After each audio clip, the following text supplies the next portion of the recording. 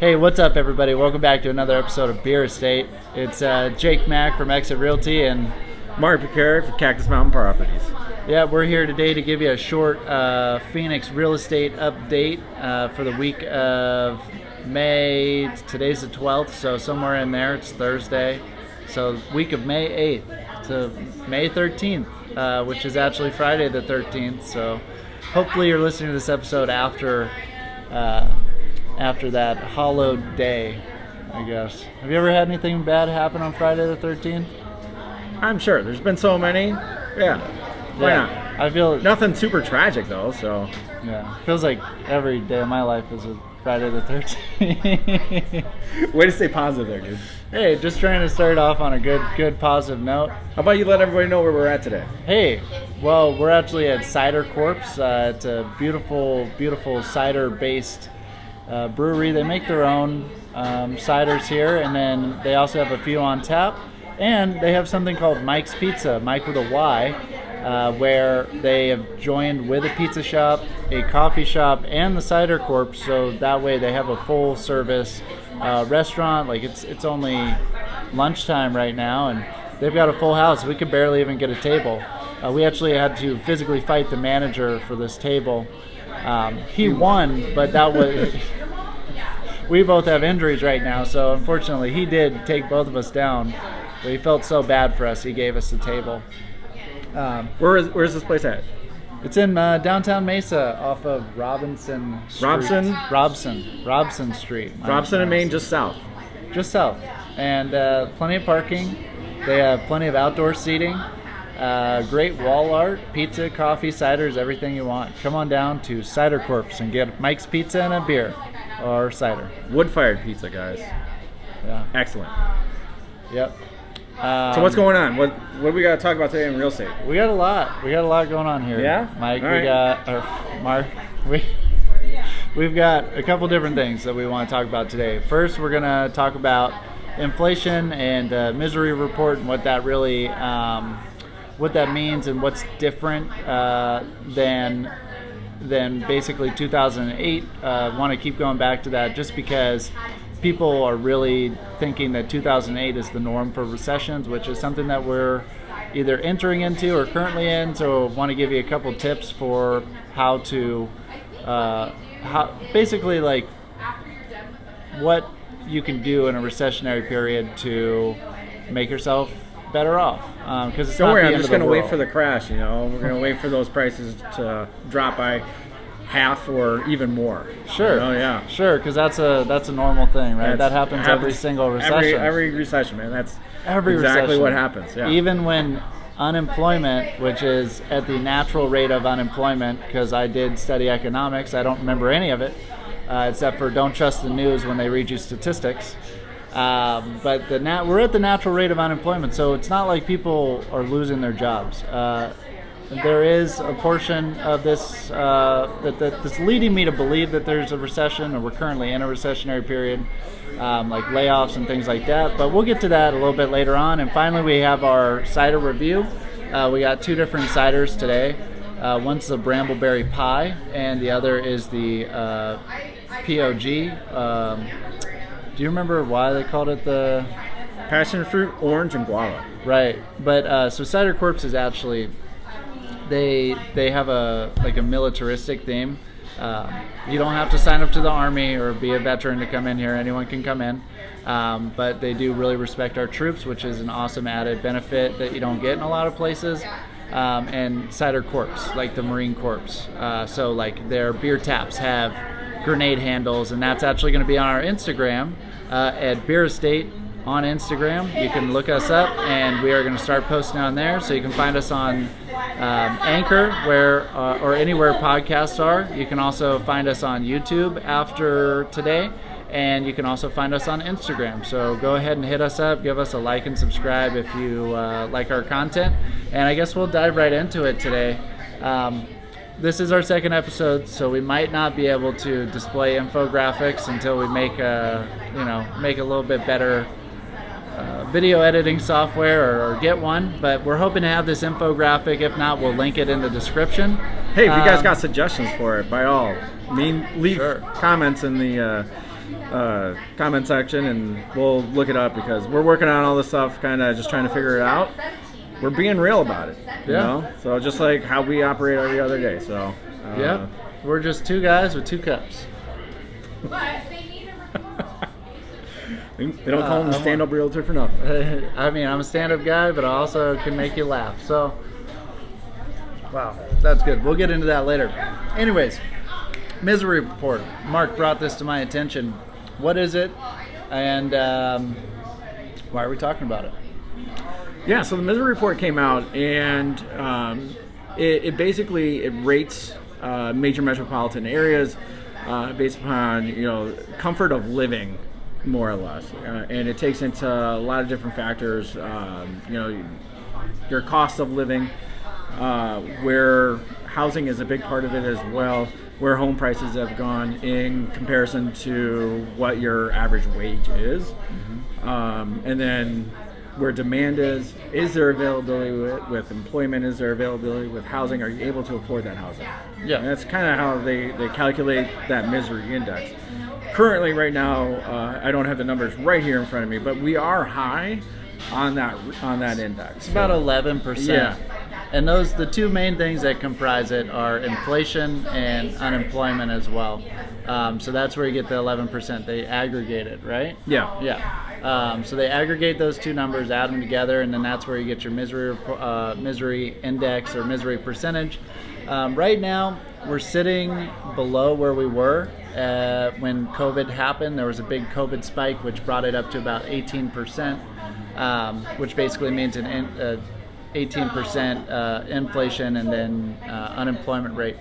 One interesting thing about the misery report is that when the misery index was at 11% previously, there was actually a flip. So inflation was very low, but unemployment was very high. I guess you can guess when this was. Yeah, it was 2020. 2020. And also in 2008, we actually had negative inflation, so it was all unemployment. People were just losing their jobs like crazy. Now it's flipped, so we have super high inflation. In Phoenix, we have for inflation, what do we have? Inflation right now in Phoenix, it's like, 11%? Yeah, highest in the country. We're highest in right? the country. We're leading the country, which is not a category you want to be leading in the country. But, we tend to lead in certain categories. Yeah. As our market. Hence the name of our city. Well, hopefully the rise of the Phoenix Suns doesn't directly correlate to our inflation rate forever. And if it does, then we may need to take action. We're not saying look out Devin Booker, but if you win us a championship. No. So how is this going to affect real estate? Well, what I'm seeing is that unemployment is very low, and employers have been pressured up to this point with the inflation, with the lack of employment. The great, what do they call it? Where everyone was quitting their jobs, the great resignation. Oh, yes. Yeah. So a lot of people are still looking for jobs, but we're at the natural rate of unemployment. So that means that a lot of people are employed. The majority of the workforce is employed. Obviously, we can't employ everyone, so that's why we're at like 3 or 4%. That's what. There will always be unemployment. Yeah, there will always be some sort of frictional or other unemployment in the market. So people are employed. That's great. I do think that we are going to start to see some layoffs with big corporations like Carvana already laid off a part of their workforce. We're going to see unemployment rise, but I think that since unemployment is going to rise, but inflation will steadily decline, we won't see the misery report or misery index increase too much. It'll stay around that 11%, hopefully, unless worst case scenario, everyone loses their jobs. There's a World War III. If there's other outside factors come into play. So if there are, if there's continued, let's just say, for example, continued supply chain interruptions for businesses, which cause a lot of businesses to close down, that's going to increase your unemployment rate. So that'll have an impact. Yeah. But if things stay relatively where they're at, or if they just fluctuate a little bit, we're going to just probably hang around here probably for the time being. until we kind of work our way out of what's going on with inflation, interest rates, get things a little bit more corrected, work our way through it. Yeah. You know, we're not going to see, if you guys are waiting for, a next big decline in real estate, you're going to be waiting a while, because I don't think it's really going to happen this time around. You're going to see, I think what we're going to see is a few things. One, inventory is going to go up. Okay, it's needed to go up for probably the last 6 years. So we're going to start seeing inventory climb. When inventory climbs, that gives more opportunities for buyers. All right, it also is going to mean that your market time is going to increase. Yep. So whereas market time is already increasing gradually, very gradually, but we're going to start going more and more towards what we call a normal market, where our inventory is about a 4, 5, 6 month inventory of homes that are available. Yeah. That's strong for your market. You need to have something like that. You can't have these huge fluctuations with real estate, because then you're going to have those peaks and valleys. And it's going to be more dramatic when that happens. If we just progress into a normal real estate market, it's going to make our market, it's going to make the housing situation here, which translates into everything else, employment, quality of life, it's going to make it better in the long run. Yeah, it's very true. And everything Mark is saying, you can also find on the Cromford Report, which is a great resource. You can't get the full statistics without being subscribed and paying for it, but you do have an opportunity to just check out some of the higher view, overview level, what do you call that? Overview, yeah, like the high level data that will corroborate that, like days on market are increasing, inventory is increasing. Part of that is due to more people posting rental properties on the MLS as well. So that's what I thought was pretty interesting. Mm-hmm. If you're finding a rental on Facebook or Craigslist, you might want to be careful. Maybe go visit the home and make sure that it is actually a rental property. If it seems too good to be true, it is. It most definitely is. Just like Myke's Pizza, which I don't know about you, but I've been smelling it this whole time. It smells delicious. If I hadn't have put myself into a coma... Wood-fired pizza, man. That's where it's at. Wood-fired pizza. If I hadn't have put myself in a coma from 3 full-size chicken sandwiches from KFC about an hour ago, I'd be hitting up Myke's Pizza. So where do you think there's going to be some advantages coming up here as we move into the second half of the year? Yeah, well, I know everybody hates this word, the R word. I think we all know what I'm trying to say. Recession. We're already in it. Like I said, Carvana, they lost a certain amount of their workforce. I think it was like 2,700 employees. I worked at Carvana. I know a lot of people that lost their jobs there. But I think that this is going to be the perfect time for buyers, because we are experiencing a recession and you need to be ready for that. And but the good news is if you've been investing in stocks, or if you're investing in other places outside of real estate, well, guess what? During a recession, you know what mostly increases, almost always, is real estate. Yeah, he said it. We don't really have the timing yet. We're working on it. Real estate. Let's give an example. So over the last 30 years, 6% interest rate on homes for a mortgage really isn't that bad. Historically, that is about an average that we've been seeing. A lot of people have an availability bias. We've been spoiled the last 12 years. That's called an availability bias, and it's very common in human beings, but we take the last available price and say, if I can't get that, then that's not what I want. I'm going to be honest with you guys. Right now, 6%, that's still a great rate. It has kicked some buyers out of the market, so there's going to be less competition. So if you're able to afford a mortgage right now, and we have a great team of lenders. We have multiple lenders, multiple personalities. If you don't like one, we can get you connected with another. But our vendors are top-notch, and they can get you pre-qualified without pulling your credit. Once you're pre-qualified, you can start looking for houses. And after that, there's a lot of great programs to basically make your offer equivalent to a cash offer. Yeah. I think the advantage that if you're a savvy buyer, or maybe if you were just a buyer that was sitting on the fence because you were just losing out to multiple offers in that type of situation, or losing out to institutional buyers. Yeah. I think this second half of the year, you're going to be able to take advantage of it. You're going to see your competition start to decrease to where maybe you're able to negotiate better terms. We were talking earlier, too, about the new home construction and spec homes. I think spec homes are going to be big play this second half of the year. Reason being is, with the delays that there's been with new construction, the people who went under contract a year ago, sometime within the last year, and that house is being built, well, as the interest rates continue to climb, they might be falling out of escrow because they're not able to qualify for that home anymore. Yeah. So now you're going to have a chance where you're going to start seeing the spec home inventory. So these are homes that builders had a buyer, it's under construction or it's completely built, and now they have a buyer that can't qualify for the loan anymore. So you have a new home, brand spanking new. You can move into it sometime, usually within the next 60, 90 days, or if it's completely built, it's just like a regular escrow period. So you're looking at 30 to 45 days to get into that house if you're getting financing. It's a great situation, and that's going to be coming into play here this second half of the year. Yeah. Put things in perspective right now, new builders, okay, if you're getting pre-qualified with their lenders, they're pre-qualifying you at about 7-8%. Construction times are about 10 months to 2 years right now. So that's going to tell you where our interest rates are going to go over the next couple of years. Nice truck going by. Cisco, bringing food to the world. Sponsor us. So if you think interest rates are going to be going down, and I don't think it's going to be anytime soon.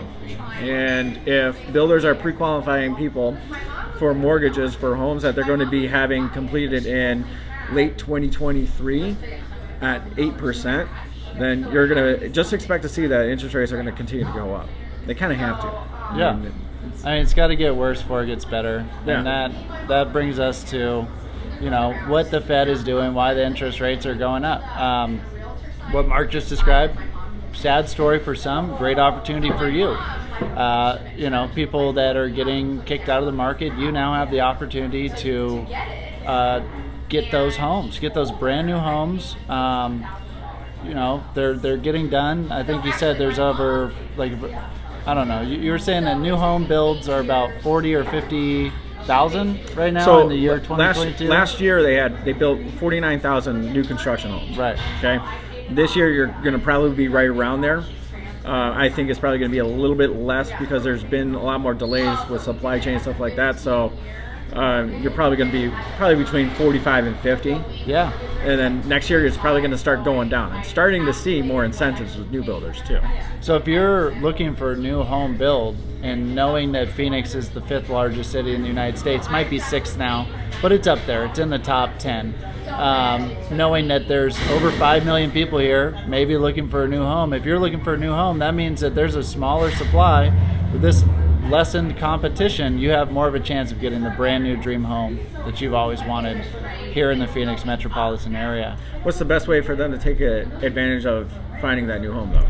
Well, Mark, you have a fantastic I would say they need to be reaching out to us because, one, we have the ability to look up what's available, whether it's brand new. Coming soon. Yeah, and coming soon. So we're able to find these floor plans that you might be interested in.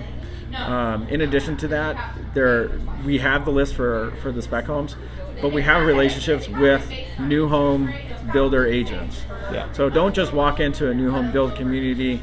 The person there that's working for the builder, they represent the builder. They're not representing your best interest in this transaction. Right. You need people like Jake and myself to help guide you through the process, get you the best deal possible, because there are certain things that you're able to negotiate when you're working with a new construction home that a new home builder agent's not going to tell you. No, They exactly. represent the builder. And when you come to someone like Mark or myself, we're full-time agents. We work for different brokerages, but we have the same goal, to make sure that our clients are taken care of to the best of our abilities and beyond. As a full-time agent, we have access to more vendors, more contractors. So after a transaction, we'll stay in touch with you. If you need a pest guy, we have a pest guy. We both know Troy with ESF Pest Control. He's a fantastic local business owner here in Mesa. If you need I know we're talking about new builds, but say you need a new shower or kitchen, we also have a great connection with a vendor there. What's the name of Connie's business again? Valley Remodeling. Valley Remodeling out here in the East Valley, where a majority of new builds are happening. They have the ability to come in and just totally revolutionize your shower, your kitchen, your bath, the places where you spend the most intimate time. So we, as full-time agents, we have a lot of value that you don't get from someone who might be part-time or just doing this to sell 1 or 2 houses a year. We're fully committed to you all the time, 7 days a week, except for when we're not working, which is normal hours. Please don't call us after 11 p.m. I probably won't answer. Mark will. He'll get your business, but don't call me after 11 p.m. No, but I mean, it's a great time, and historically in recessions, real estate prices increase. So one example that I like to give people is, interest rates are at 6% on the higher end. Obviously, you can buy down interest rates if you have cash on hand, different loans. Right now, good A paper, you're looking at about 5.25. 5.25.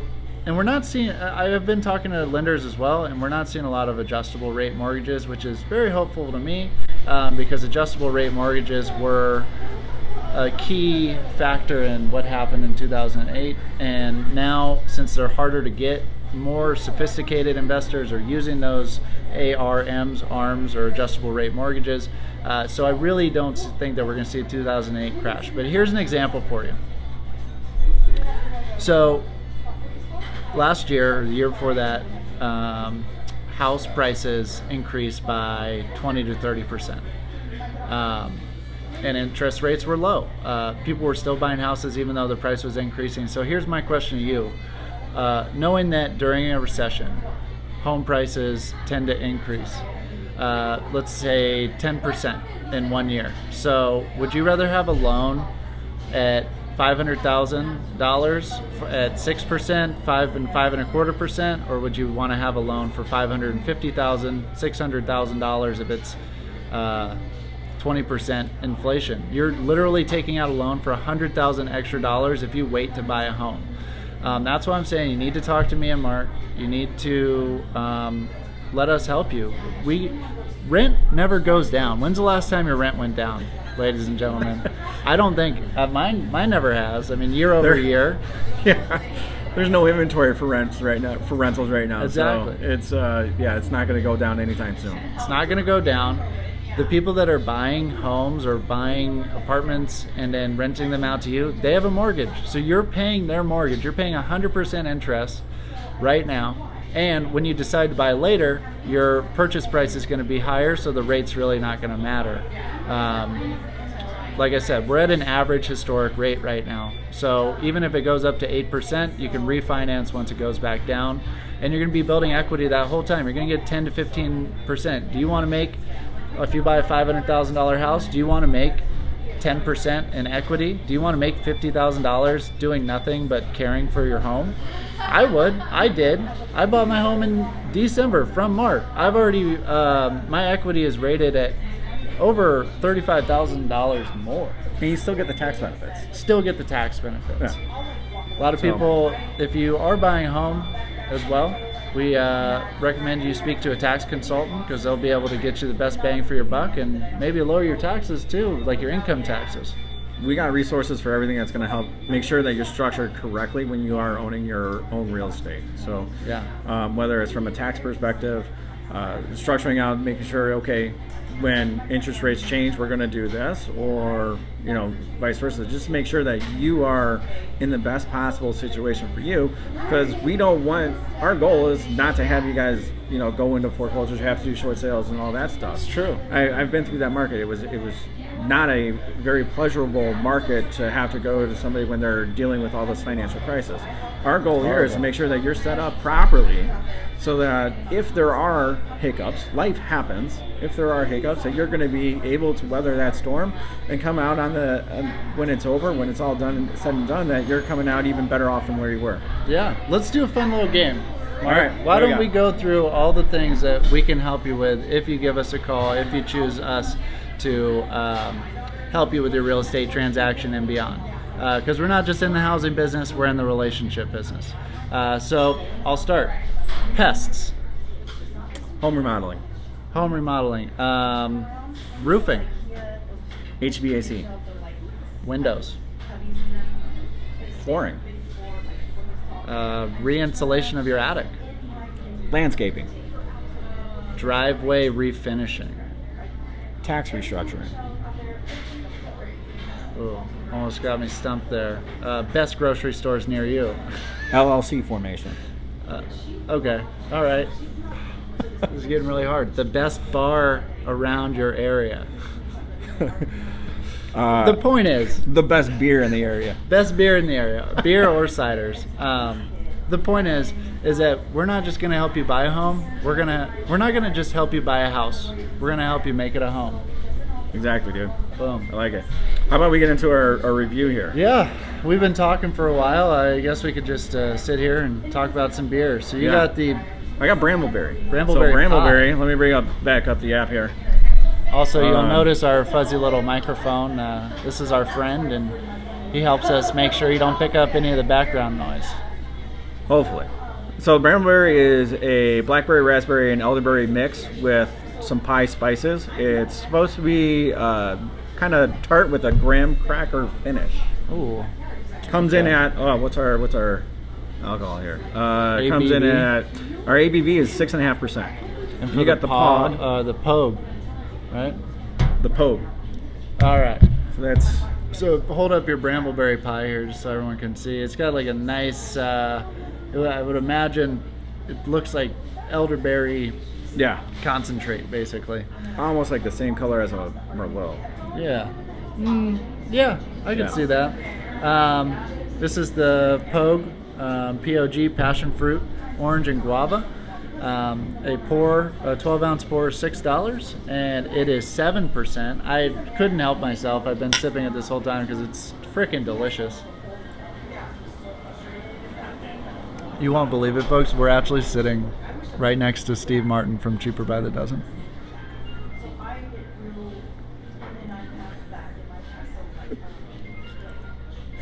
What do you think? All right, it's actually pretty smooth. I would say on a tart scale, it's probably about a 3 to a 4. Okay. You do get the pie finish, pie spices finish, which is a nice compliment to the cider on this. Okay. Yeah, this is a pretty good little cider here. I would definitely good. You're looking for something that's kind of crisp, cleanse the palate a little bit. This is your go-to. It's not too sweet. It's not too tart. Okay. So, how many of those consecutively do you think you could drink in a 10-minute period? If I was really trying, do we really want to go into this? Yeah. I mean, if I was really trying, I'd put down 3 of these. 3? Yeah. In 10 minutes? 10 minutes. I could do it. Depends how fast the bartender is, or the cider tender. I mean, if we're doing boat races, then it might be more, but... That's true. I don't even own a boat, so that's going to be tough. The Pogue, P-O-G, person on ground, means someone or person other than grunt. Is a military term which they named it after. Also, passion, orange, guava. It is really nice. It's not very tart at all. It's got a very nice citrusy aroma and taste to it. It does remind me of just like a classic cider. Okay. I don't know why. It's got a little bit of almost like an appley taste to it. And the most I know. Cider. I know. Do they have to have apples? Yeah. Right. Maybe. Yeah. I don't know. No, I don't know. Maybe any fruit can be a cider, but I would at 7%. I would associate this with similar to an Angry Orchard. If you like Angry Orchard, you're gonna love this Pogue. But besides that, man, these beers are great. We'll just pan over to the restaurant here, Cider Corps, craft cider. You can see into here. They have the inside area, and we'll just bring that around. We got a nice outdoor seating area, fantastic. And here's our wonderful host back again. Well, thank you, everyone, for joining us for another episode of Beer Estate. I guess we should call this Beer Estate Episode 2. Cider Corps edition. Bringing you high-quality content weekly on real estate and beer tasting. So you guys have a wonderful rest of your day. I'm Jake from Exit Realty. I'm Mark with Cactus Mountain Properties. And we're your real estate guys. See you later.